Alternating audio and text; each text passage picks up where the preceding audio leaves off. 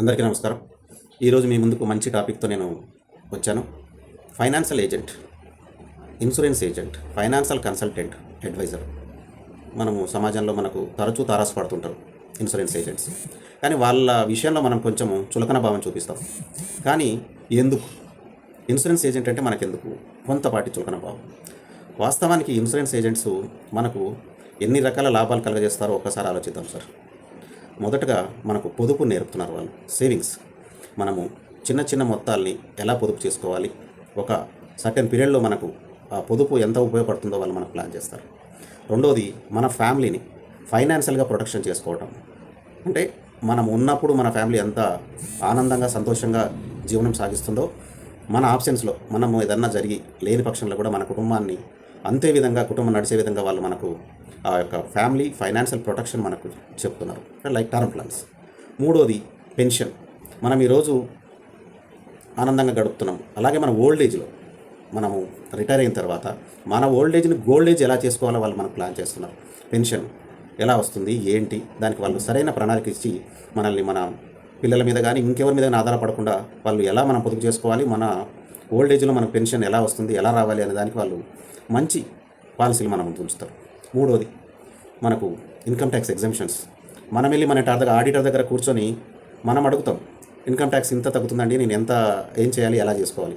కానీ insurance agent మన దగ్గరికి వచ్చి ఎలా మీ ఇన్కమ్ ట్యాక్స్ ఎగ్జంప్షన్ చేసుకోవాలి, ఏ పాలసీ తీసుకుంటే మీకు ఎంత ఎగ్జంప్షన్ వస్తుంది అని మన డబ్బులని మనకు చూపించి దాంట్లో మనకు ఒక ఎగ్జంప్షన్, ట్యాక్స్ ఎగ్జంప్షన్ కూడా చేసి మన ఆడిటర్ చేయలేని పని మనకు ఇన్సూరెన్స్ ఏజెంట్ చేసి చూపిస్తాడండి.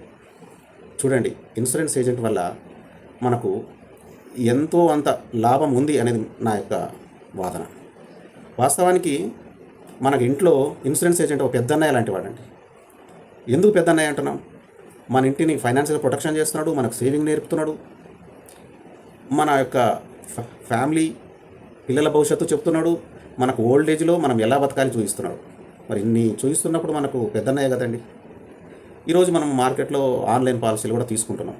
కానీ ఆన్లైన్ పాలసీ తీసుకోవచ్చు, దానికన్నా ఏజెంట్ దగ్గర తీసుకోవడం, మన పాలసీకి ఏజెంట్ జవాబుదారి.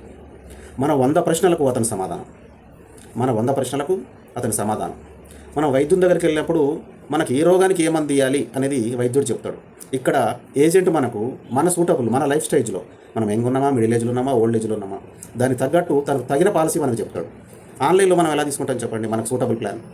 అదే ఏజెంట్ వచ్చి మన ముందులో కూర్చొని మనకు కావలసిన పాలసీ, మనకు సూటబుల్ అయ్యే పాలసీ మనకు ఏజెంట్ మనకి ఇస్తున్నాడు. మిత్రులారా, ఏజెంట్ దగ్గర పాలసీ తీసుకోండి.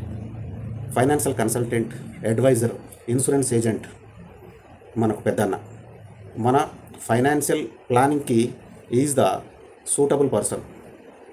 ఫైనల్గా నేను చెప్పవచ్చేది ఏంటంటే మిత్రులారా, మనము మన యొక్క సమాజంలో మంచి చెడు, మోసం, నమ్మకం అన్నీ ఉన్నాయి.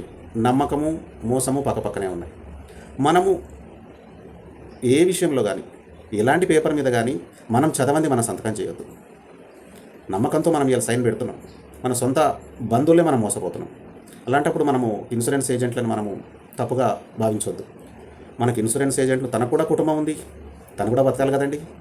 మరి తనకు ఇన్కమ్ కావాలి, తను చెప్తాడు మనకు పాలసీ. కానీ మనం కూడా తన మీద నమ్మకం పెడతాం. తన చెప్పిన ప్రోడక్ట్ని మనము ఎంతవరకు కరెక్ట్ ఉంది చూసుకోవాలి. మనం ఆ ప్రోడక్ట్ ఏంటి, దాని విషయం ఏంటి, అది మనం తీసుకుంటే మనకు నష్టము ఉండదు, ఎలాంటి ఇబ్బందులు తలెత్తావు. మిత్రులారా, ఇన్సూరెన్స్ ఏజెంట్స్ని నమ్మండి. ఇన్సూరెన్స్ ఏజెంట్ దగ్గర పాలసీలు తీసుకోండి. వాళ్ళైతే మనకు కరెక్ట్ జవాబుదారి. మన పాలసీకి, మనకు కావాల్సిన పాలసీని మనకు అందుబాటులో, మనకు తగ్గ విధంగా మనకు వాళ్ళు సజెస్ట్ చేస్తారు. So thank you very much.